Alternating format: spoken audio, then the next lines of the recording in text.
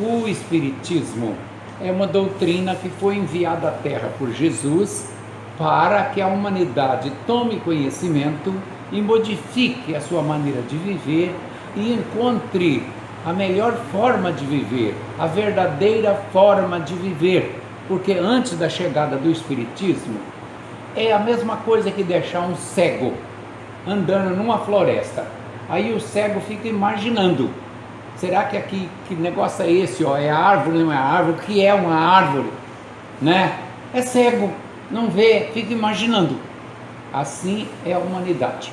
A humanidade imagina que a vida continua, outros dizem que não continua porque se baseiam na Bíblia, e a Bíblia é um livro antigo, útil, mas para aquela época tem mensagem ali que servem até para os dias atuais, mas as pessoas não sabem selecionar quais mensagens servem, e elas pensam que tudo serve. E só o fato de estar ali na Bíblia, muitas pessoas pensam que é ordem de Deus, que é de Deus, que é sagrado. Claro que Moisés, principalmente as leis deixadas por Moisés para o seu povo, ele atribuiu essas leis a Deus e disse que era Deus que tinha mandado, e não era, mas eram espíritos guias do povo de Israel que queria que Moisés dirigisse o seu povo daquela maneira, e era a melhor maneira, e para que a ordem fosse obedecida, dizia: foi o Senhor seu Deus. Por quê? Porque aquele povo era tão ignorante, que muitos de nós integrávamos aquele povo, era tão ignorante que o único poder que eles obedeciam era o de Deus, e ainda assim por causa do medo do castigo. Então o que funcionava? O medo de ser castigado. Por quê? Porque via o trovão, via as enfermidades, dizia: Deus castiga. Aí então era a maneira, era o recurso. É igualzinho os pais fazem com a criança. Na minha época, no interior, era assim: menino, Deus vai te castigar. Menino, o bicho papão está em cima do telhado. Ontem o papão ganhou, né? Aí, resultado, agora não é mais em cima do telhado, está lá no mangueirão. Mudou. Por quê? Porque agora nós entendemos que aquela figura do bicho do papão, como a mãe usava, que o papai usava, era só para fazer a gente ficar quietinho na cama e acabava dormindo. Então tinha uma finalidade, tá? Mudou o sentido, tá? Então as pessoas pegam a Bíblia no dia de hoje e lê e diz: o Senhor Deus falou. Eu digo: se você considerar que isso aí é de Deus, você está sendo muito inocente, porque aqui atrás diz: a mulher que usa calça comprida precisa ser executada. Isso é lei de Deus, rapaz. Se atrás diz: não matarás, então qual se obedece? O não matarás ou essa? Qual é? É mesmo. Então, rapaz, se não é lei de Deus, olha, Deus, a inteligência geral que dirige o universo, vai estar preocupado com calça de mulher, com jeito de pessoa se vestir, rapaz? Tome juízo. Mas Moisés diz. Por que Moisés diz? Porque o povo era estúpido, não tinha outro jeito. Outro dia eu falei e vou repetir, e ontem eu vi isso na televisão, 2 religiosos até discutindo sobre isso e condenando, dizendo: o homem que casa com a mulher separada comete adultério. Primeiro, Deus não obriga ninguém a viver com ninguém, não obriga.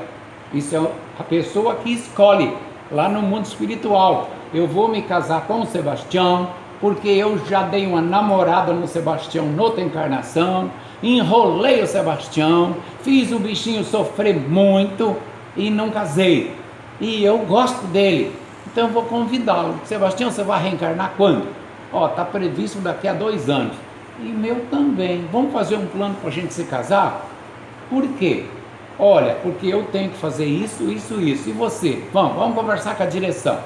Chega lá, conversa com a direção e diz: Sebastião tem que fazer isso, você aquilo. É mesmo. Se vocês se casarem, vai dar para os 2 juntos fazer isso e isso. É bom para vocês. Então faz aí o plano que eu vou me casar com o Sebastião. E faz. Chega aqui, a pessoa vai lá no jogo de futebol, senta lá do lado quando vê o Sebastião, porque ela é atraída pelas energias do Sebastião, o Sebastião também por ela. Aí fala com ele, acaba se conhecendo e tal, e acaba se casando. Se quiser, mas ela pode dizer, não vou casar com Sebastião. Ela pode desistir. Olha, o espírito pode desistir até de nascer. Quando ele está no útero da mamãe, ele pode lembrar das lutas que ele vai ter aqui e ver que as provas serão pesadas e ele dizer, não vou, não quero isso, eu não vou suportar, e não vir. Aí a mãe aborta. Vocês não sabiam disso? Pois acontece muito, tá? Aí a espiritualidade, não, você vai vencer. Aí até que ele acaba adormecendo de vez e aceita, meio à força. Porque quando ele não adormece plenamente e tem condições de decidir, depende dele. Mas o espírito diz, não, mas é vantajoso. Por quê? Se eu fiz um programa para casar com a Mariazinha, aí eu durmo, pego no meu sono. Antes de pegar no sono, o que eu faço? Jesus me ajuda. Eu estou namorando a Mariazinha, ela está querendo casar comigo e eu com ela. Será que é a moça certa? Será que eu não vou dar um passo em falso? Tem que orar. Orar. Aí o meu espírito protetor, o meu anjo da guarda famoso, né, vai aproveitar quando eu estiver dormindo, me tirar do corpo ou me convidar a dizer, olha, desista desta moça. Essa moça não é para você. Ah, não? Não. Você vai encontrar ainda aquela que você vai gostar. Essa moça está previsto se casar com outro rapaz. Ah, é? Tem. E por que ela está com graça comigo? Carne é carne. Desista dela, não é para você. Aí, no outro dia eu acordo, já estou lavando o meu rosto, porque tem gente que lava o rosto de manhã como eu, lá do sul é assim, né? A gente dorme levanta com o olho cheio de remela, tem que lavar, né? Aí, quando você está lavando o rosto, já vem na cabeça, não vou encontrar a Terezinha hoje. Aí ela, meu bem, agora tem celular, né? Meu bem, como é que você está? Oi. Você está diferente? Não dormi bem. Meu bem, eu quero te ver. Hoje não posso. Você já sente que não é para ir. E quando vai, diz, olha, não dá para a gente continuar namorando. Você sente necessidade de romper aquele namoro, porque o seu espírito te orientou de noite quando você dormia. Mas por que te orientou? Porque você orou. Se você orou, você acredita em Deus, você acredita nos planos dele. Aí tudo vai correr bem, melhor na sua vida. Agora, eu não oro, eu sou um verdadeiro bicho. Ao deitar, estou cansado, ainda lembro daquelas garotinhas que eu saí com ela, aquela noitada lá, Aí, resultado, a minha cabeça fica cheia de caraminholas. Aí o meu anjo da guarda não vai ter a mínima condição de me orientar. Eu não posso agir assim. Então, o que o Espiritismo diz? Ore todos os dias, de manhã quando levanta, à noite ao deitar, de dia no trabalho, não precisa de separar. Gente, vou parar de trabalhar, viu? Vou orar. Ei, para com isso. Pode continuar trabalhando e eleva o pensamento a Deus. Ninguém nem notou. Se liga a Deus, rapaz. Tá? Então o Espiritismo diz, ligue-se a Deus, porque o seu Espírito protetor está no seu pé. Jesus recebe a sua oração, manda te atender. Você cria em sua volta uma psicosfera maravilhosa. Então vem ensinar isso pra gente. Prepare-se, a sua vida tem que dar tudo certo, porque você veio para cumprir uma tarefa. Vai desencarnar e voltar para lá e dizer, como é que fui? Aí eles, vamos olhar? Vamos. Isto. Rapaz, tu fizeste tudo. Meus parabéns, dão até uma festa. E chama o espírito de completista, porque ele cumpriu tudo o que ele tinha previsto. Sabiam que é muito difícil um completista? Muito difícil. E sabiam que entre 10% e 20% é o índice de realização de cada um de nós? Diz os espíritos, só realizamos entre 10% e 20% por aí, porque a maioria a gente não realiza. Por quê? Não oramos, não temos fé, falou em fazer a caridade, a gente não quer, quer que Deus dê tudo. Hoje mesmo, parei numa padaria para comer um pastel, porque eu estava com a fome danada. Aí, quando parei lá, a mulher estava buscando pastel, veio uma senhora, eu sou meio maníaco nessa parte, eu não suporto isso. Aí a pessoa chegou perto de mim, falou com a outra: não se preocupe, o Senhor Deus vai dar outra casa para ela, que o Senhor Deus, o Espírito Santo. Aí eu não suportei, eu não me aguentei. Eu digo: senhora, a senhora é evangélica, né? Sim. E desculpe, sem lhe ofender, mas a senhora não vai me brigar. Fanática também. Aí ela: fanática? Senhora, uma pessoa que está falando isso que a senhora está falando, a senhora não é evangélica? Sou. Então a senhora não lê a sua Bíblia? Leio. Então lá está escrito: povo de Israel, te escolhi para ser meu povo. E vai guiando o povo, não é assim? Até onde o senhor quer chegar? Vou chegar lá. Chegou aqui, diz Josué: eis a terra que eu lhes entreguei, conquiste-a. O que Josué fez? Preparou o seu exército o tempo inteiro, não era assim? E foi lá e conquistou a terra. Então a senhora acha que Deus vai te dar casa? Deus não vai te dar casa. Deus vai te dar força, ânimo, coragem. A senhora que se vire para conquistar sua nova casa. Deus não vai te dar. Porque se Ele te desse, a senhora não exercitaria a sua inteligência, a sua sabedoria. Não, mas Ele vai me dar. Eu digo: então, continue pensando assim, que a senhora vai cansar e vai sofrer. Deus não dá, que é nossa obrigação ir em busca daquilo que nós precisamos, e é por isso que estamos na carne, para precisar de uma casa. Sabiam disso? Estamos aqui para precisar de uma casa, para precisar de comer, para precisar comprar roupa, para precisar de tudo, e ter que lutar para conquistar isso. E esta luta nos obriga a ter o quê? Paciência com o nosso patrão, paciência com os colegas de trabalho, paciência com esse trânsito horrível, e desenvolver virtudes. Ora, se fosse assim para Deus dar tudo, a gente nem tinha vindo para cá, né? Lá no mundo espiritual, e tudo caía do céu. Aí nós íamos ficar espíritos trouxas, tolos, nunca íamos evoluir. Então nós estamos aqui nesse campo de guerra, de luta contra nós mesmos para vencer. Esse ensino que o Espiritismo veio trazer à Terra, tá? Agora, dentre os ensinos que o Espiritismo veio trazer, o que nós vamos ver hoje é conhecimento do futuro, fatalidade, moratória. Chega, então vamos elevar o pensamento a Jesus um pouquinho.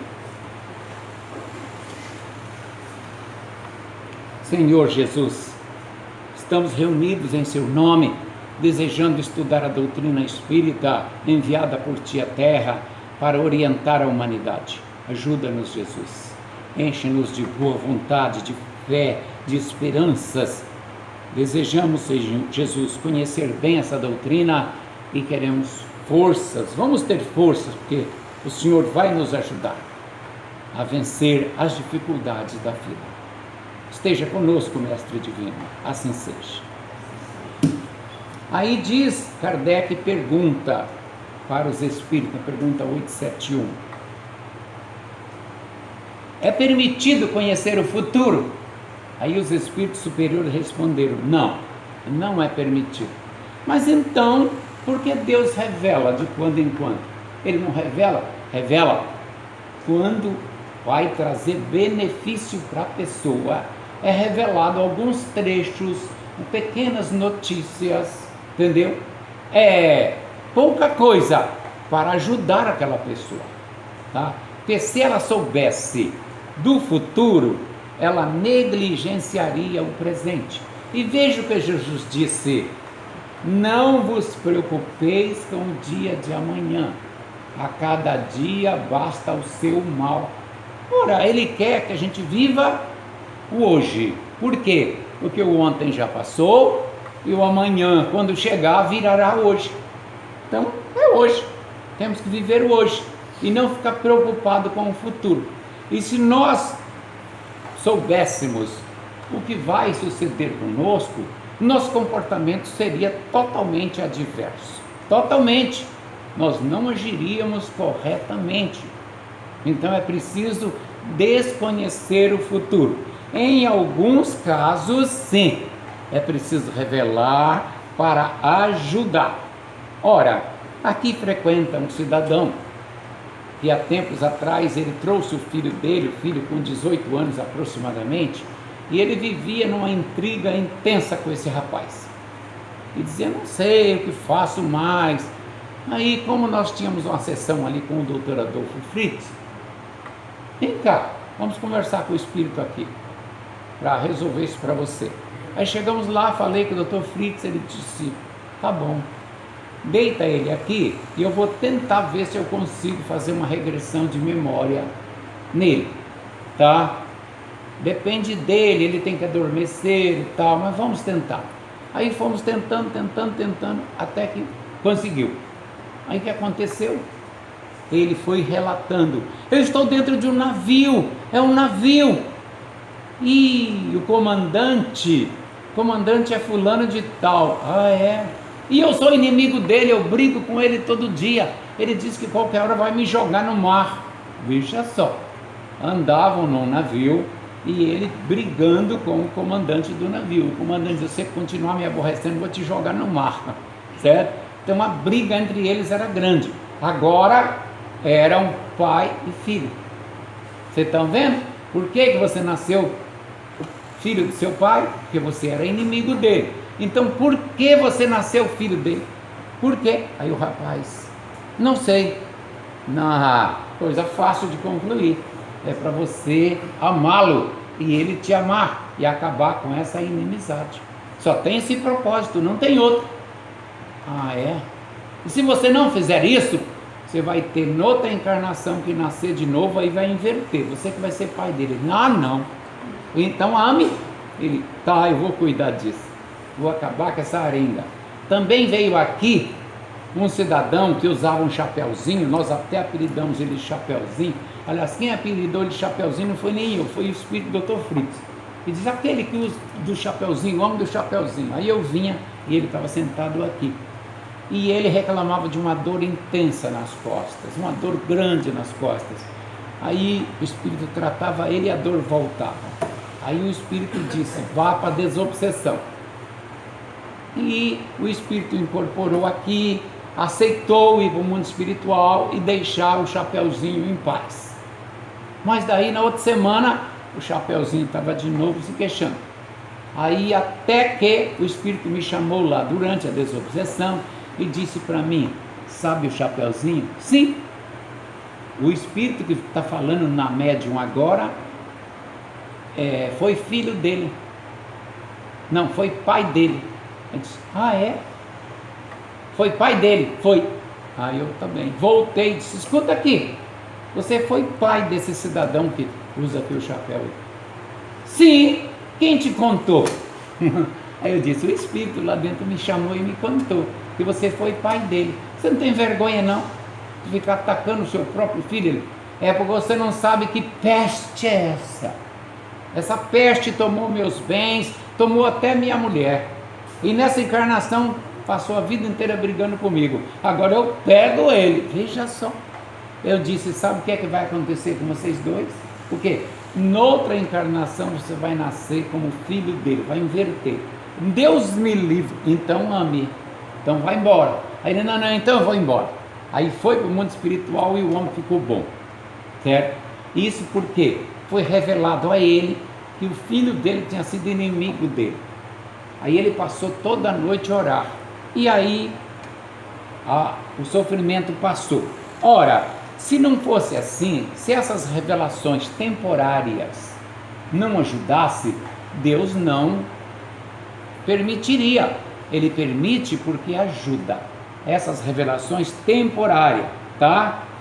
Imagina, você vai montar um negócio e você vai consultar o futuro e diz, isso não vai dar certo, na frente você vai bater o carro, depois você vai ganhar isso, depois aquilo, e então não vou fazer, não vai dar certo. Ora, e a luta para o empreendimento, não conta, Você tem que tentar, mesmo sabendo que não vai dar certo. Os espíritos deixam. Por quê? Vocês já pensaram o valor de uma derrota? Estão pensando? Pois é muito importante. Vou dar um exemplo. Aqui no Brasil, em virtude da índole do povo, qualquer time de futebol que ganhe uma ganhe 2, ganhe 3, ganhe 4, ganhe 5, ganhe 6. Quando chega na 7ª partida, ele relaxa. Perde até para o Ibis de Pernambuco. Por quê? Porque ele fica confiado. Ele não leva mais a sério. Ele acha, não, vou ganhar mesmo. Ele já previu o futuro dele. Todas nós ganhamos, então é só entrar lá. Aí chega lá, quebra a cara. Então, só porque ele imaginou que vai ganhar, aí veio a derrota. Ele, epa. O técnico diz, temos que reorganizar o time. A defesa não funcionou direito, o ataque também não, vou trocar você para cá, reorganiza o time. A direção chama o técnico e passa um sabão. Aí o técnico, não vai acontecer mais isso. E vão fazer o outro jogo, saem muito bem. Por quê? Porque houve aquela derrota no meio. Então, se você vencesse todas, seria até ruim. É bom até que de vez em quando você entre numa derrota, para poder questionar a vida, questionar você mesmo, e dizer, não, eu tenho que melhorar. E se você soubesse o futuro, e dissesse, não, eu não vou perder mesmo, vou ser vencedor, desde já não lutaria. Então não pode saber o futuro, só pode saber temporariamente alguns avisos, pequenos avisos, que possa trazer benefícios, tá? O futuro, de um modo geral, tem que ser oculto. Se uma pessoa soubesse, fiquei sabendo que eu vou receber uma herança daquele cidadão, ele mandou me chamar e disse, olha, eu vou deixar para você uma fortuna tal. Mas o senhor é meu avô? Sim, ainda tem gente na minha frente. Sim, mas eu não quero. Eu quero deixar a parte que eu posso testar, fazer em testamento, vou deixar para você. Aí ele soma aquilo. Poxa, é uma boa fortuna. Ele pode desde já desejar a morte do avô, ou ele pode dizer, não, agora que eu vou cuidar do meu avô. Porque já que ele está sendo generoso comigo, agora eu vou cuidar dele o máximo, para quando ele estiver lá no mundo espiritual, ele lembrar, valeu a pena eu ter deixado para ele, não é? Depende da pessoa. Agora, qual é a índole dela? Não sei, não sabemos. Então não convém ela tomar conhecimento de coisas que vão ocorrer no futuro, e é por isso que nós não sabemos. Mas ouvi falar da história de um cidadão que ele sempre dizia, se eu tivesse dinheiro eu ia fazer a caridade, faria. E o pessoal dizia, bem, se você do jeito que é bom, bondoso, você faria mesmo. Não sei, eu acho que um dia eu vou ter dinheiro. E o coitado trabalhava numa empresa como serviços gerais, se sujava todo no fogão, no ar-condicionado, e ganhava pouquinho, como todo trabalhador em serviços gerais, né? E ele ali lutando, de repente chega o oficial de justiça e diz, fulano de tal trabalha aqui? Sim. Procurei na casa dele, não achei? Sim. Fulano, oficial de justiça, quero falar com você. Eu não fiz nada. Ele, calma, o senhor não fez, mas alguém fez. É? E o que eu tenho com isso? Vim intimar o senhor, assina aqui.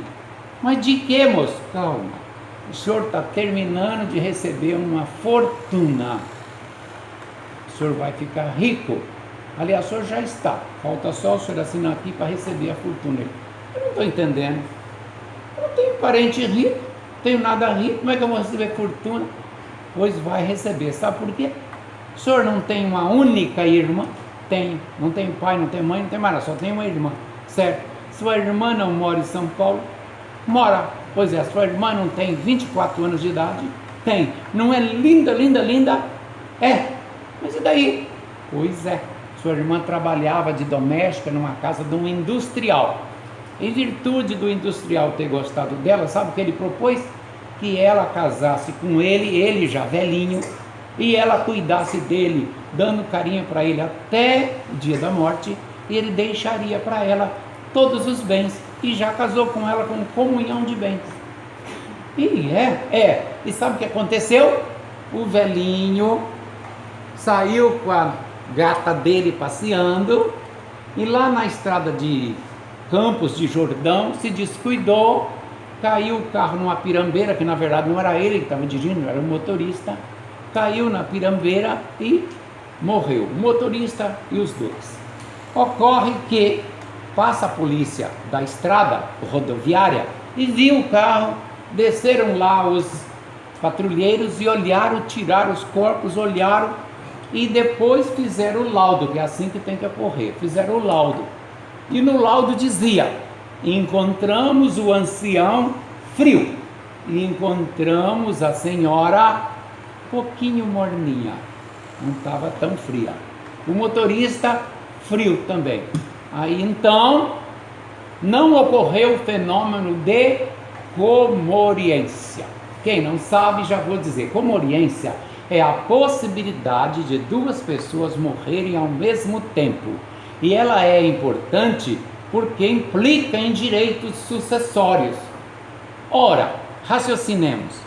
Se ele, velhinho, morreu primeiro, ele deixou para ela a fortuna, porque ela estava morninha. Então ela morreu depois, então ela herdou dele. Aí depois ela morreu também e deixou para quem? Para o irmão, o único irmão que ela tinha. E ele ficou milionário, dono das indústrias, assim, à noite por dia. Pergunta para mim se ele praticou a caridade. Era só 4, não praticou a caridade, tá? Quer dizer, bem, isso não tem muito a ver com a história de hoje, mas eu só estou contando isso para vocês verem como as pessoas são diferentes diante da fortuna. Diante da fortuna elas mudam a maneira de ser, né? Antes ela pensa até que vai ganhar o céu, que ela vai separar um pouquinho com a obra de caridade. Nem um pouquinho ele separou. Portanto, saber exatamente do futuro não resolve nada. É ruim, atrapalha, tá? Isso aí eu terminei de falar do fenômeno da comoriência. Quer dizer, o que é comoriência? É o fato de comprovar que duas pessoas morreram na mesma hora. Se as duas pessoas estivessem frias, aí o que a justiça ia atestar? Houve comoriência, não se sabe quem morreu antes de quem. Portanto, os bens não ficam para nenhum descendente, vai para o Estado, vai. Entendeu? O rapaz perderia. Esse patrulheiro foi até legal, né? Ela estava um pouquinho não tão fria, né? Ajudou ele, certo? Deus sabe que nós sucumbiremos numa prova difícil, como por exemplo a de Judas. Judas traiu Jesus. Jesus olhou e sabia que ia ser traído. Apontou que ia ser traído. E até disse: quem vai te trair, mestre? Ele tirou um pedaço de pão e disse: aquele a quem eu doar um pedaço de pão molhado. Não foi assim? Foi, está escrito, né?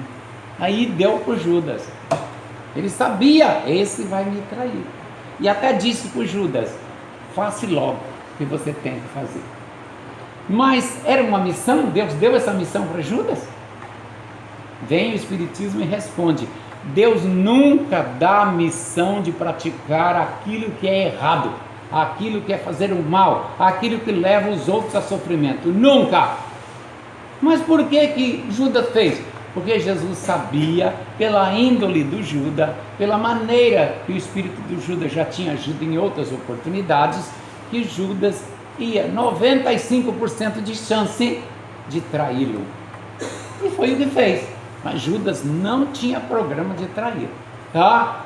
Então Judas não tinha o programa de suicidar também? O Espiritismo diz não. O suicídio nunca é programa, é sempre um descuido, uma fraqueza, uma covardia de quem o pratica, tá? Portanto, você pergunta, mas você não pode saber do futuro? Jesus sabia. Calma, Jesus é Jesus. Jesus é um espírito puro. Ele tem virtudes que nós estamos longe de adquirir.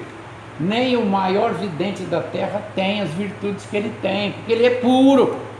Então ele consegue olhar para uma pessoa e já ver o passado, presente e futuro da pessoa, já vê tudo, porque ele pode. Nós ainda não podemos, tá? Nós estamos longe disso, viu? Mas Jesus pode, tá?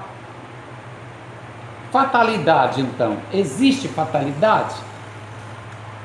Diz os Espíritos no Livro dos Espíritos: de fatal mesmo é o nascimento e a morte. Só que no Livro dos Espíritos tem uma informação lá que eu acho que ou foi erro de tradução, ou os Espíritos falaram daquele jeito por causa da época, porque era 1853, e acharam que era melhor daquele jeito do que dizer como é. Aquilo ia trazer mais segurança. Aí disseram, fatal mesmo é o momento da morte. Aí Kardec indaga, então essa luta que a pessoa tem para evitar a morte, se ele já não vai morrer mesmo, então para que essa luta foi em vão? Aí o Espírito diz, não, ele exercitou, aprendeu, se tornou melhor, lutando contra o perigo, que não ia acontecer, mas ele lutou e melhorou. Aí eu fui estudar isso afinco, orei bastante, cheguei à seguinte conclusão: fatal, que os Espíritos querem dizer ali, não é o exato momento da morte que está previsto, não é isso.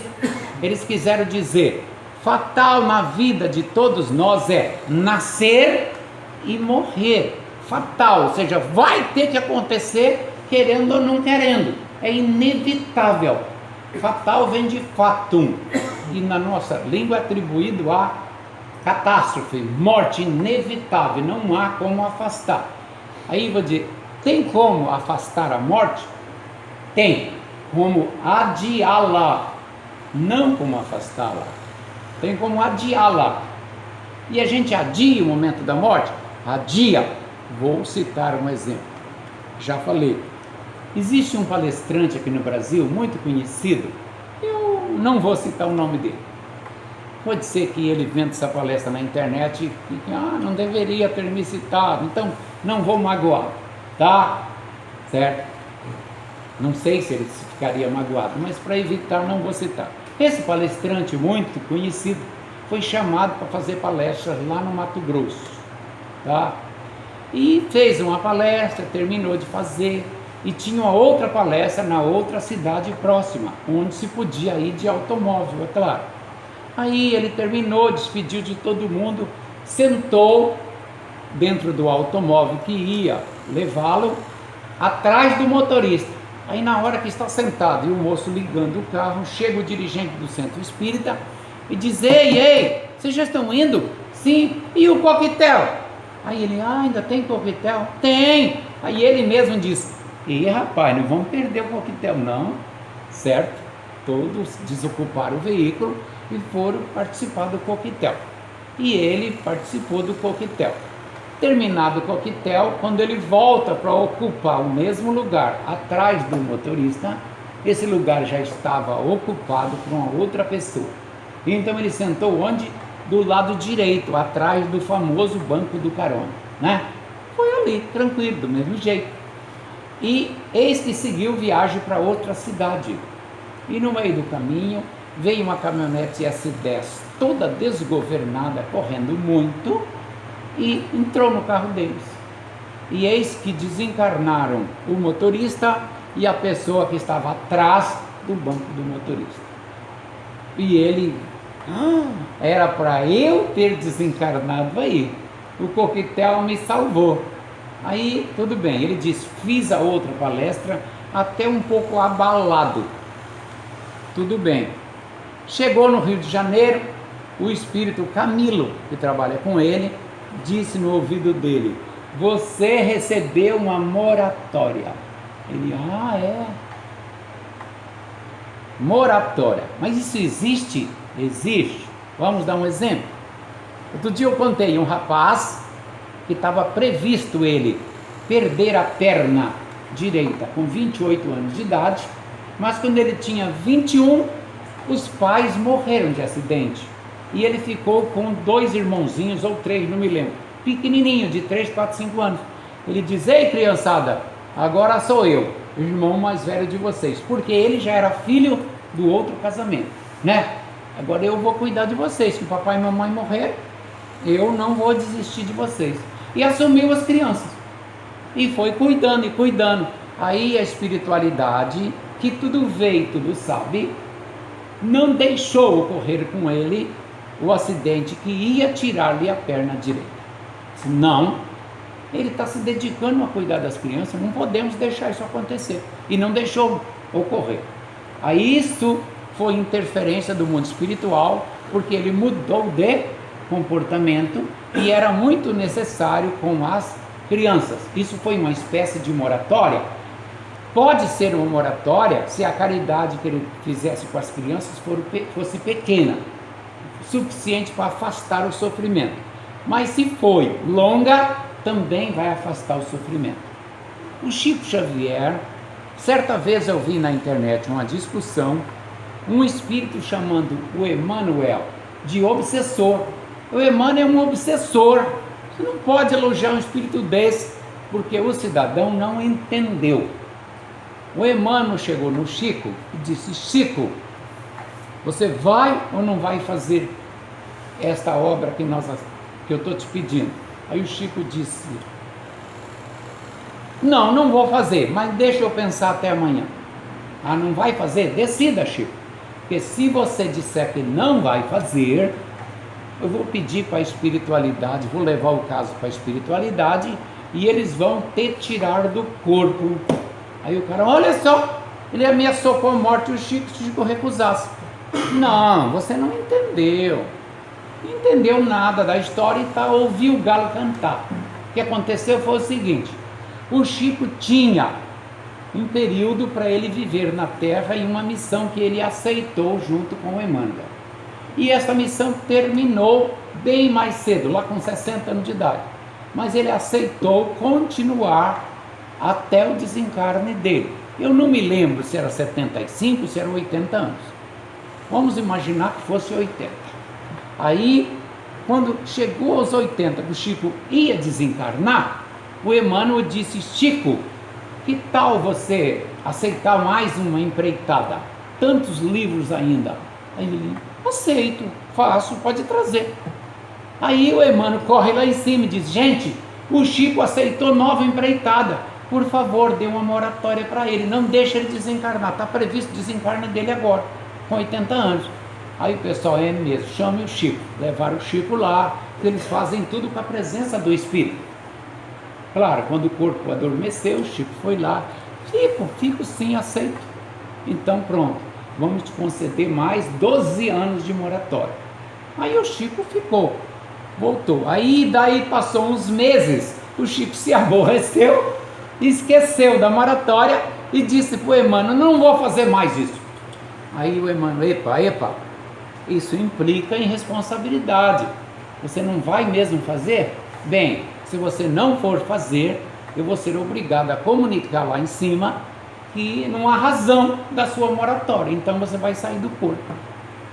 Aí o cidadão chamou o Emmanuel de obsessor. Não, ele está comunicando, ó, você concordou em ficar mais 12 anos para esta tarefa. Então ele recebeu o Chico, e o Chico voltou, disse: não, eu vou fazer. E fez lindamente, até aos 92 anos trabalhou maravilhosamente, foi um grande exemplo de vida. Mas o que eu quis dizer com isso? Existe então moratória? Existe, assim como nós podemos adiantar o nosso desencarne, como André Luiz conta: comeu muito, bebeu muito, abusou, o corpo não resistiu e ele morreu novinho, menos de 40 anos de idade, né? Ele se suicidou, sem querer, suicidou, indiretamente. Mas, se você tem um programa, vou desencarnar com 70, mas você se dedica ao bem e pede também através da oração, eles dizem assim: poxa, ele vai desencarnar, mas está pedindo para continuar, e a vida dele é muito útil, porque ele adotou crianças agora há pouco tempo, com essa idade, tem um trabalho de caridade, não falta casa espírita, então vamos deixar ele mais tempo, como ele está pedindo, e deixa mais um tempinho, moratória. Mas imaginando que não tenha moratória, né, e nada, aí sim, chega numa hora, as energias vitais vão se acabar, porque está previsto elas se esgotar naquele período, se esgotam e a gente desencarna. Então isso é evitável? Não, não dá para evitar a morte. Dá para adiá-la ou adiantá-la.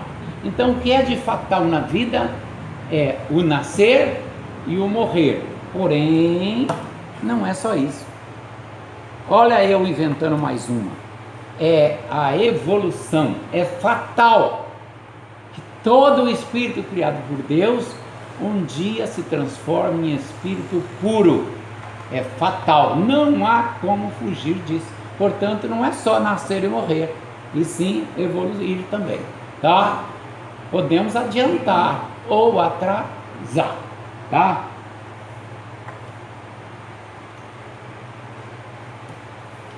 Diz um cidadão amigo meu, ele todo dia ele era também evangélico, ele tinha mania, ele trabalhava do meu lado e dizia: não, Deus vai resolver para mim. Eu digo: rapaz, não é bem assim.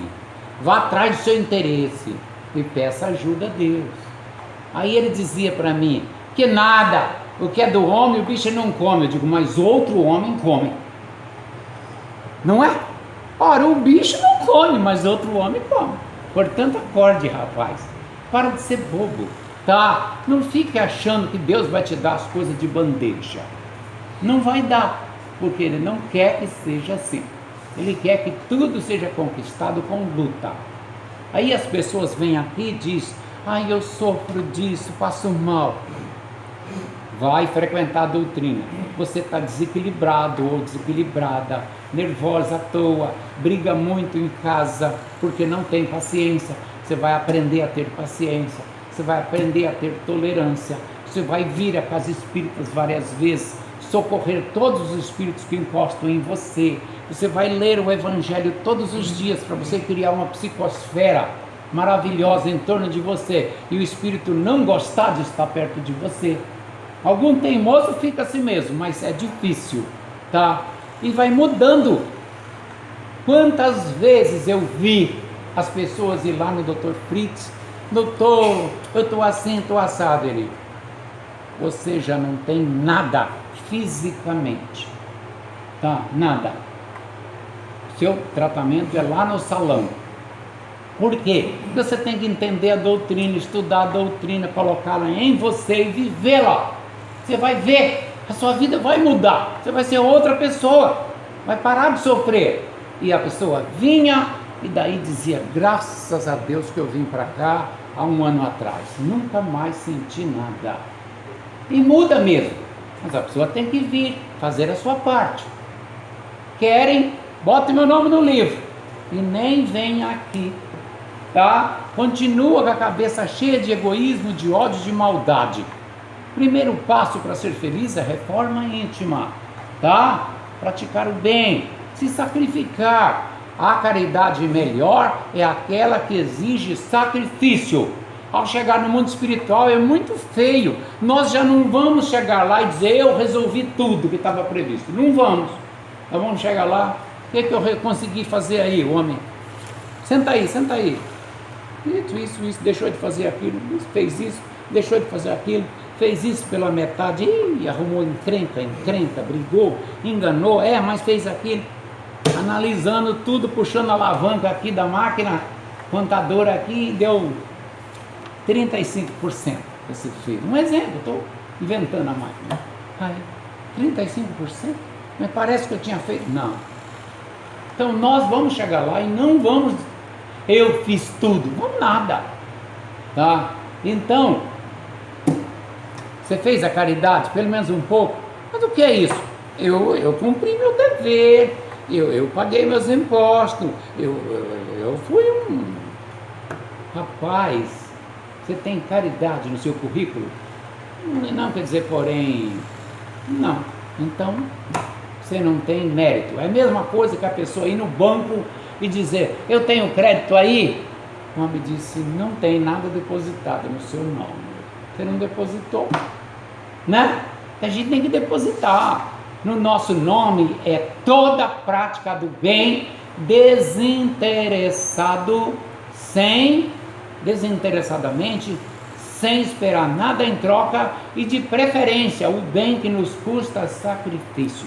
Aquele dinheiro que a gente enfia a mão no bolso, meu Deus, só tem esse aqui, ai, não, mas eu vou ajudar, e ajuda, de coração. Aquilo é que mexe com a gente, toca lá no fundo, tá? Agora, ninguém faz nunca nada de bom. O centro espírita é longe, tem mediunidade e não devia trabalhar, não quero trabalhar. Inventaram esse treco para me pegar, o centro espírita quer me pegar. Seu tolo, é você que está se deixando se pegar. Use a tua mediunidade, porque quando você chegar lá, eles vão dizer, você tinha mediunidade e foi para o centro espírita, ficou sabendo que você podia ter usado a seu favor. Mas pois é. Aí, sabe o que acontece? Vem um chororô na gente, um desespero na gente, porque deixou de fazer um bem que podia ser feito. Acho que é um sofrimento mais doído que tem. Não é tanto aquele mal que nós fizemos. Puxa, eu fiz o mal para fulano. Não, o mal dói, mas deixar de fazer o bem que podia ser feito, este dói, e dói muito. Voltando para terminar da fatalidade, a fatalidade ocorre em alguns pontos que a gente pede. Eu quero, quando tiver 30 anos, que me aconteça tal coisa e machuque o pé, e eu fique com o pé direito inútil por 2 anos. Pode pedir, pode correr, mas você pode, antes disso, fazer a caridade e afastar isso. Aí não acontece. Então, é fatal? Não, não é, porque você pode afastar. Agora, só será fatal se você não fizer nada. Aí vai acontecer o que está previsto, tá? Então, a fatalidade só ocorre nas coisas materiais. Eu vou dizer, como assim? Um acidente, perda de um bem, coisas materiais. Atos morais, não existe fatalidade para atos morais, porque a moralidade é o querer o bem, é agir corretamente, isso depende da pessoa, é mérito dela agir corretamente, e isso não é fatal, depende de cada um de nós. É fatal, e nós vamos parar, porque o nosso tempo está esgotado. Muito obrigado.